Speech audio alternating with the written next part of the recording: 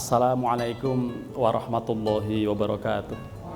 Kurang angkat ya, kakinya jadi kurang angkat suaranya. Mendem ya. Benem.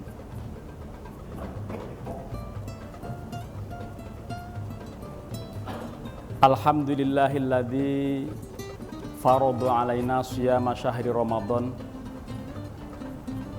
wa amarona an nahfadha al-lisan. Asyhadu an la ilaha illallah wahdahu la syarikalah al-malikul mannan wa asyhadu anna muhammadan abduhu wa rasuluhu al-hadi ila daris salam. Allahumma salli wa sallim wa barik ala sayyidina Muhammadin sayyidil arabi wal ajam wa ala alihi wa ashabihi ya nabi'il ulumi wal hikam amma ba'du. So'imin so'imat, Bapak dan Ibu jamaah sholat duhur Masjid An-Nahdoh PBNU yarhamukumullah.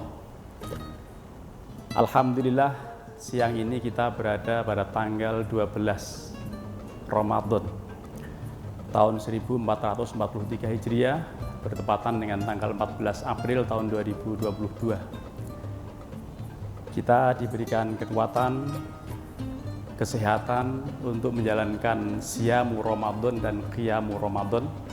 Mudah-mudahan kita senantiasa sehat walafiat dan semua amal aktivitas ibadah kita diterima oleh Allah Subhanahu wa taala. Mari kita berusaha untuk mempertahankan dan juga untuk menyelesaikan program mulia bulan suci Ramadan ini untuk sama-sama meningkatkan bukan hanya puasa menurut puasa orang-orang awam, tetapi sudah puasa kepada tingkat yang kedua, yaitu shaumul khusus. Untuk tingkatan ketiga memang agak susah, kalau shaumul khususil khusus. Setidaknya puasa awam kita tingkatkan sedikit menuju kepada puasa yang sudah lebih ideal, tingkatan yang kedua. Kalau yang puasa awam itu tingkatan 3, Pak. Jadi hanya puasa perut dan sedikit di bawah perut, itu puasa. Asal tidak menjalankan 5 hal, insya Allah sah secara fikih.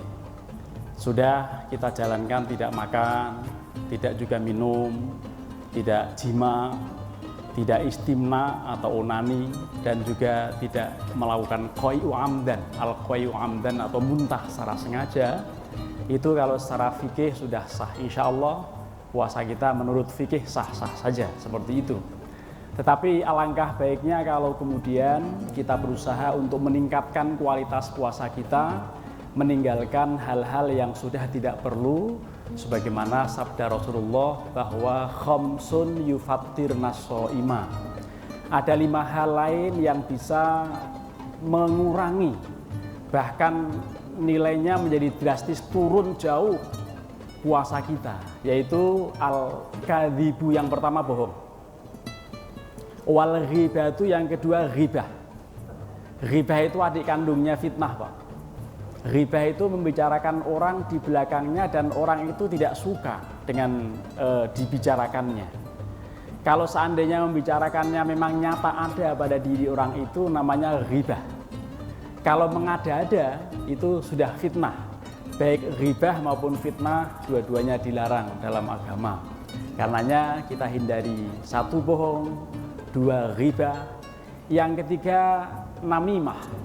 Namimah itu perbuatan provokatif dan pelakunya dikenal dengan provokator dan rawan sekali di dalam suasana yang seperti ini. Kita menghindari ini wajib. Kalau tidak, maka menjadi persoalan. Dan kita betul-betul dianjurkan dalam Islam ini untuk hifdzul lisan. Lisan kita dijaga untuk menyampaikan yang indah-indah, untuk menyampaikan yang menyejukkan. Jangan sampai memprovokasi masyarakat. Jangan sampai menyampaikan kalimat-kalimat yang menimbulkan fitnah, menimbulkan madorot pada dirinya. Karena itu betul-betul kita berusaha untuk senantiasa meniru akhlak Rasulullah alaihissalam, antara lain tadi yang disebut dengan al-kadzibu, al-ghibatu, wan namimatu. Lalu terkait dengan menjaga lidah supaya tidak ghibah, tidak namimah, tidak bohong, memang Rasulullah juga betul-betul menyampaikan Man kana yu'minu billahi wal yaumil akhir falyaqul khairan aw liyasmut. Barang siapa yang menyatakan dirinya iman pada Allah dan hari akhir, maka bicaralah yang baik. Atau kalau tidak bisa dan tidak mampu menyampaikan pembicaraan yang baik-baik, falyasmut aw liyasmut, lebih baik diam. Karena diam itu emas. Dan kalau bicara yang tidak baik, bicara yang sifatnya provokatif, itu pasti akan menimbulkan madharat di kemudian hari, baik bagi dirinya, apalagi kemudian menyangkut masyarakat banyak. Karenanya kita prihatin kondisi di Republik ini. 2 hari yang lalu, 11 April ada demo yang menimbulkan satu kejadian. Dan bahkan kalau kita lihat dari sisi hukum pidana Islam, itu orang-orang yang kemudian melakukan persekusi terhadap Adi Rahmando kemarin itu sebetulnya lupa bahwa dirinya sedang puasa. Bahkan mungkin Adi Armando juga puasa. Padahal dalam sabda Rasulullah sudah mengatakan bahwa as-shaumu junnatun. Puasa itu sebagai perisai. Kalau orang sudah puasa mestinya bisa menahan emosi. Bahkan disebutkan dalam hadis itu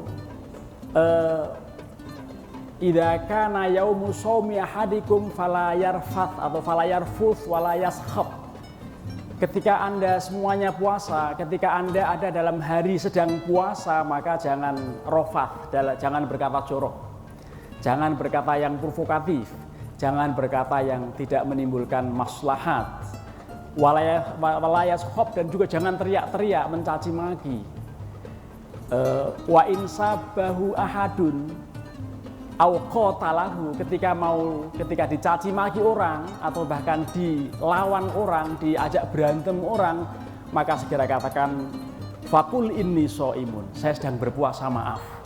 Itu lupa orang-orang yang kemarin menjalankan persekusi dan bahkan juga mungkin dirinya sedang tidak sadar kalau hari puasa.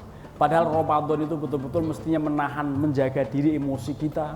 Dan inilah dalam hukum pidana Islam, orang yang melakukan spontanitas, seandainya memang tidak direncanakan dari awal, maka disebut dengan tawafuk. Ada istilah tawafuk, ada istilah tamaluk. Kalau direncanakan dari awal untuk melakukan sesuatu, kemudian memobilisir massa dan kemudian berencana melakukan sesuatu, itu namanya tamaluk. Yang Sayyidina Umar pernah mengatakan lau tamala'a ahlus son'a'a ala qatli ahadihim laqataltuhum jami'an. Sayyidina Umar pernah mengatakan seandainya orang-orang bersepakat berencana dari awal untuk membunuh, untuk menyerang seseorang, saya akan tetapkan tegas hukuman pada diri orang itu untuk dilakukan hukuman. Laqataltuhum, akan saya perangi mereka. Ini Sayyidina Umar. Artinya kalau tamaluk itu terencana dari awal melakukan sesuatu, itu sanksinya tegas. Karenanya ini kita berikan masukan kepada penegak hukum, aparat penegak hukum untuk berlaku tegas. Kalau seandainya terbukti dari awal merencanakan sesuatu. Tetapi kalau bukan terencana dari awal, ini namanya tawafuk, spontanitas saja. Tetapi spontanitas yang tampaknya demo ini sebetulnya akan dilakukan oleh mahasiswa, biasanya murni baik, tapi karena ada pihak-pihak yang menunggangi maka menjadi rawan betul. Inilah orang-orang sedang lupa bahwa itu terjadi di bulan Ramadan. Mestinya menahan diri karena apa? Itu Ramadan itu yang puasa bukan hanya perut dan di bawah perut, tetapi emosi juga mesti puasa, tangan juga dipuasai, kaki dan semua. Mata kita, telinga kita, hidung kita semua untuk berpuasa. Itulah meningkat dari puasa yang awam sekedar menjaga perut dan di bawah perut untuk kemudian menjaga yang lain, disebut kaful jawarih. Anggota tubuh kita, panca indera kita dijaga untuk jangan melakukan, mendengarkan, melihat sesuatu yang tidak bermanfaat. Inilah kita menjadi prihatin dan kita mohon pada Allah mudah-mudahan kita terus bisa meningkatkan kualitas ibadah kita, siam kita, termasuk qiyam kita, mudah-mudahan terus bisa kita tingkatkan.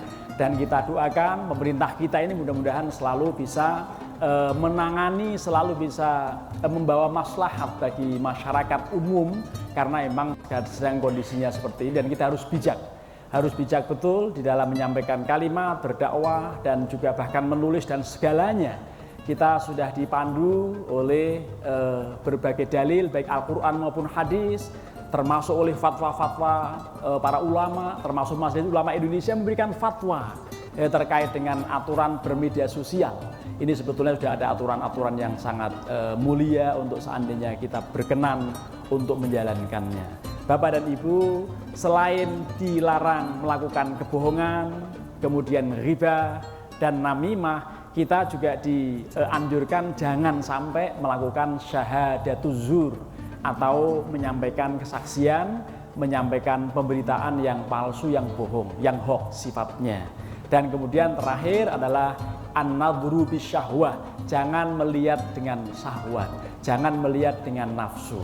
Sampai di antara al-mukrihat atau al-makruhat, di antara yang dimakruhkan ketika kita sedang berpuasa adalah untuk melihat sesuatu yang mengandung nafsu, yang bisa membangkitkan bidahi kita. Dan karenanya ngabuburit yang tidak mulia, mencari sore dengan cara yang kurang mulia, dengan cara melihat-lihat di mall dan segala macam.